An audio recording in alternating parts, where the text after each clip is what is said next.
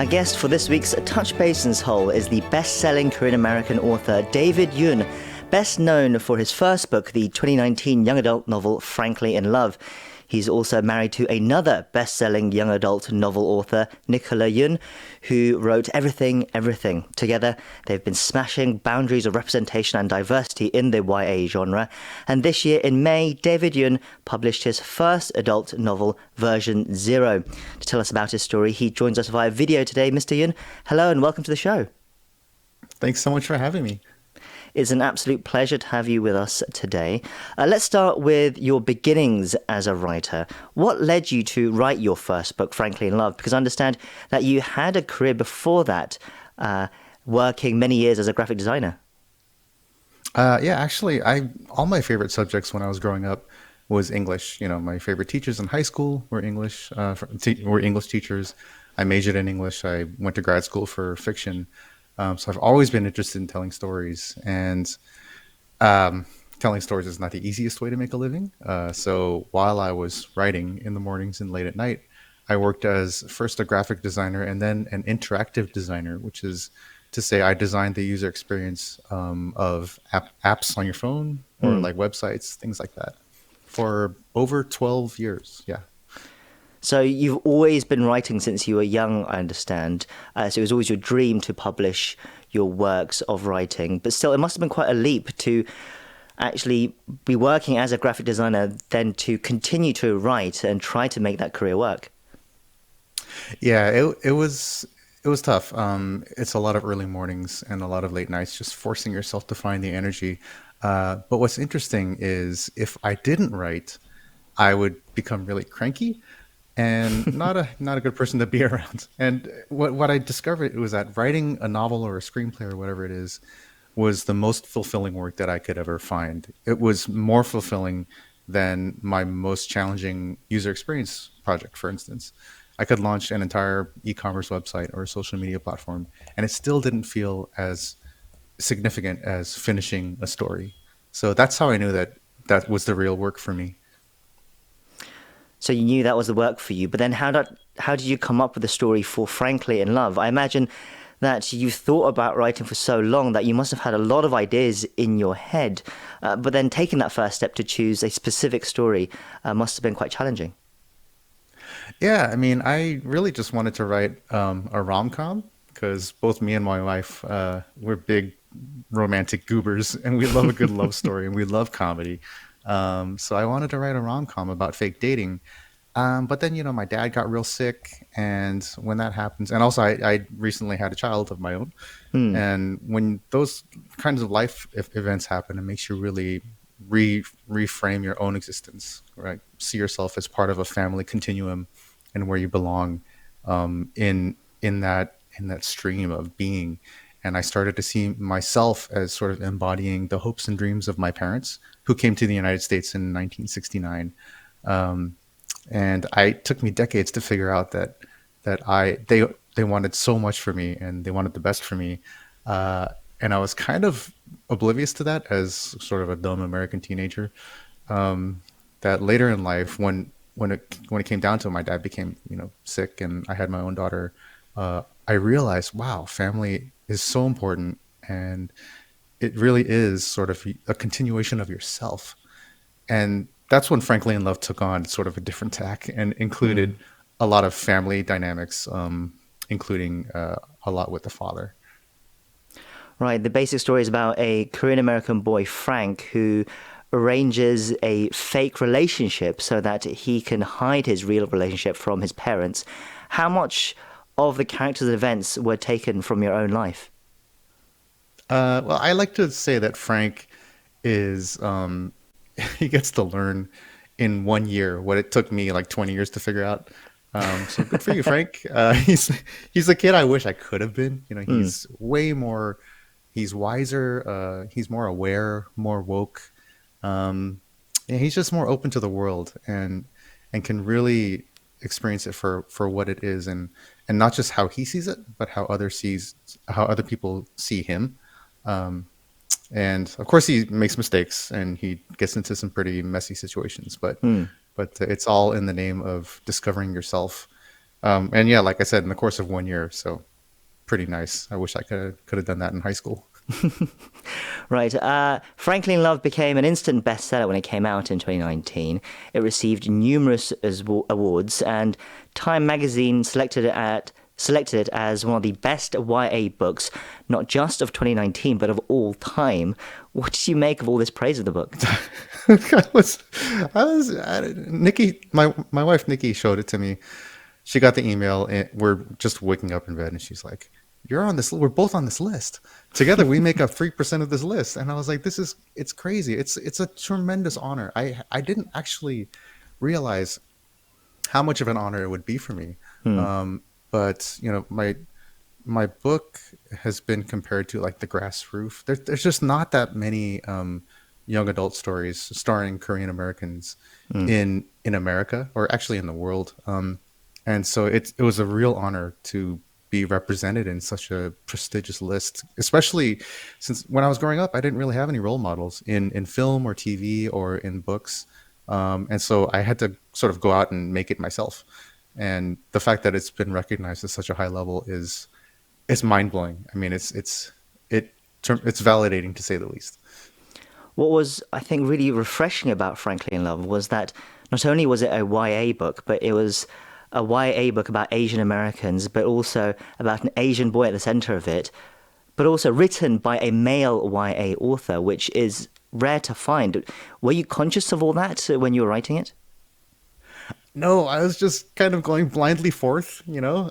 I'm good at that. I'm good at not sort of thinking too much and just writing like a bulldozer. Yeah, I kind of discovered it when I was watching my wife Nikki's Ascent with Everything, and then The Sun Is Also a Star. We would go to these book conferences, and it was mostly women writers, mostly white women writers. And I was usually the only guy, certainly the only Asian American guy. So I was like, okay, all right, but I didn't want that to deter me or kind of change what I wanted to write about, because the story was it was very important for me to put myself in media, because like I said, I didn't have it growing up. And also uh, to put an Asian American male character in as a romantic lead is something you almost never see in American media, which is kind of astonishing. So I wanted to contribute a little bit to that endeavor. Sure. As you said, your wife is also a best-selling YA author. She's Jamaican American, and her debut book, Everything, was published a few years earlier than your work in 2015. She also had an interesting career as a programmer for investment management firms, I read. That's quite the publishing empire now, though, but it seems like your lives have changed dramatically, really, over the last few years. They have, and it's really a dream come true, because as she was learning electrical engineering at Cornell University, she was one of three women in the department. She also was discovered that she had a writing bug, and she'd been sort of pursuing it quietly in the small hours of the morning for years. And when we met in writing school, we really cheered each other on and encouraged each other to keep at it. It's tough because you're alone. You don't have any readers. We didn't have an agent. We didn't know anything. We just knew that we had to write. And so finally, to be able to focus entirely on that pursuit, it's super rewarding. It's also a tightrope act. Like it's not as stable as a programming job in a big financial company, but it's so much more rewarding. Right, you must both not be looking back now. We do sometimes. Like, what if? But at this point, I mean, my skills are so out of date that I'm unemployable. So I got to keep going. Well, already in those few years. Oh yeah, in the world of programming and in UX, anything tech related, it just moves so fast.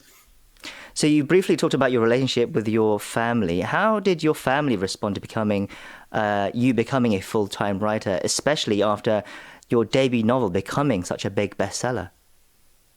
I mean, they were really proud of me. My dad actually said that he was proud of me, which is mind blowing because all you Asian American kids out there, I know you guys know that our parents are not that expressive when it comes to emotions. So that was a big deal. I was like, wow, this is amazing. But at the same time, they were worried, of course, about money. And it took me a while to understand that too. At first, I interpreted that as like, you don't care about my writing career, but that's not true. They really were worried that that I would fall into the poverty that they grew up in, and that's the last thing they want for their kids, coming all the way to America, working so hard to have their kids fall into an unstable occupation is sort of their nightmare.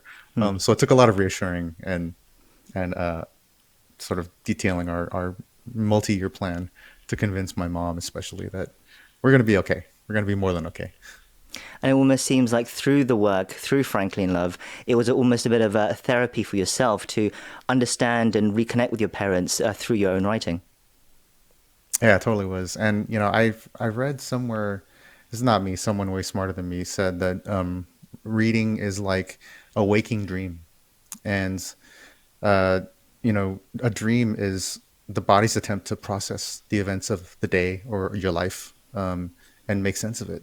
And so, really, writing a book is taking an amalgam of all your friends and your experiences and stuff you've heard and stuff you imagine, stuff you think might be true, and kind of fashioning it in a way that makes sense of reality, in a way that's relevant to you and hopefully to other people.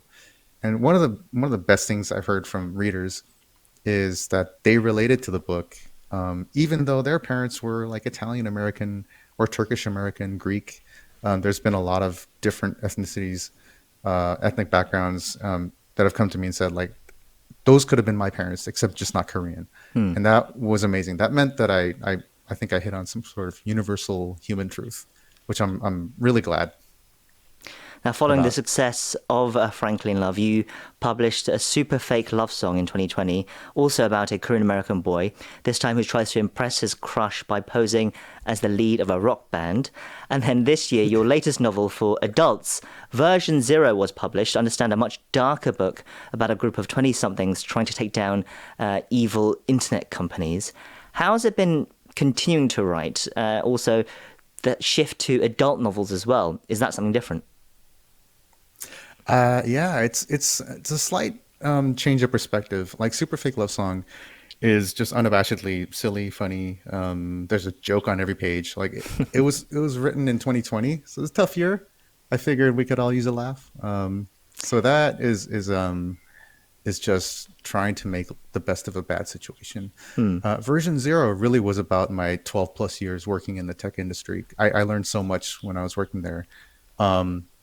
And, like, for instance, I worked at an ad tech company. That This is the companies that scrape your behavior to figure out which ads are the most appropriate to show you. And so they collect a lot of behavioral data. Everyone at that company, to a person, had ad blockers installed on their machines. Like, I like to say, we were literally the non-smokers working at Philip Morris. It was that much of a paradox. And I realized that there were no answers in that, from that experience, only big questions. With Frankly in Love, I actually, like, I was writing from a place of hope and a place of kind of certainty. But with Version Zero, since we're dealing with sort of the role of tech in our lives and in our society, there are no answers there, because tech really has just just invented recently, in the grand scheme of things. And we don't know what we're doing yet, and we don't know the long-term effects of what we've done, what we've put ourselves through, and how we've changed our behavior. And so all we have are questions, but I think it's important to ask the questions, and I think that's what adult literature really sort of excels at, is asking uncomfortable, strange, unsatisfying questions. Right, it sounds like you're tackling some very big issues there. I understand you have another book that you're working on as well, City of Orange, which is about a post-apocalyptic future, I understand? Oh yeah, that is going to come out in May 24th, I think, 2022. And yeah, it's about this guy who wakes up, the world has ended. He's suffered an injury or something, so he can't remember who he is. All he knows is that his wife and daughter are out there somewhere, and he's got to find them. But really, it's sort of a character study on what happens when you experience loss at that level, and how do you survive, and how do you go on. So it So I'm really sounds like excited about that one because that one's really personal. That one actually Nikki forced me to write for something called National Write a Novel Month. It's called shortened to NaNoWriMo.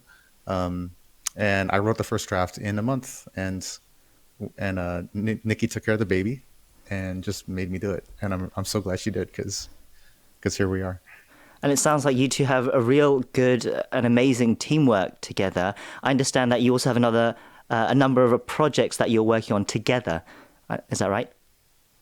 Yeah, we just recently launched Joy Revolution, which is our publishing imprint, and that is dedicated to telling love stories, starring people of color, written by people of color, and it's a dream come true. Really, we ever since we first met hundreds of years ago at Emerson College in the grad school program for fiction, we always noticed that the movies we love so much, the rom-coms that we loved so much, never starred people who look like us. Hmm. We were always the lab tech or the kung fu guy or the sassy sidekick, but never the star. And this has been a culmination of a lot of thinking and stops and starts and not knowing what the hell we were doing. We finally had an opportunity with Barbara Marcus over at Random House, who, was convinced and gave us her full support, and we're so grateful. And the other endeavor, or other project, is Universe Media. That's spelled Yoon, Universe Media. Mm. And that's part of our first look deal with anonymous content to produce TV and film projects focused on, I like to say, humanizing stories of starring people of color.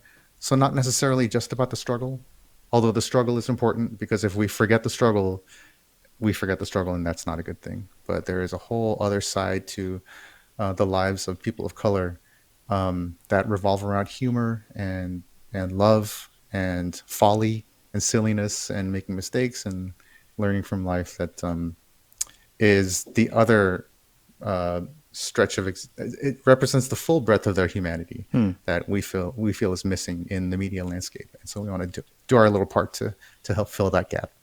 Well, it sounds like you are doing so much, in fact, to push representation in the media world at the moment. And it's been an absolute pleasure to have you on the show today and talk about all these issues. Thank you for sharing your story with us. We've been speaking to the best-selling author David Yoon, and thank you again once for your time today. Oh, thanks for having me. It's been a pleasure.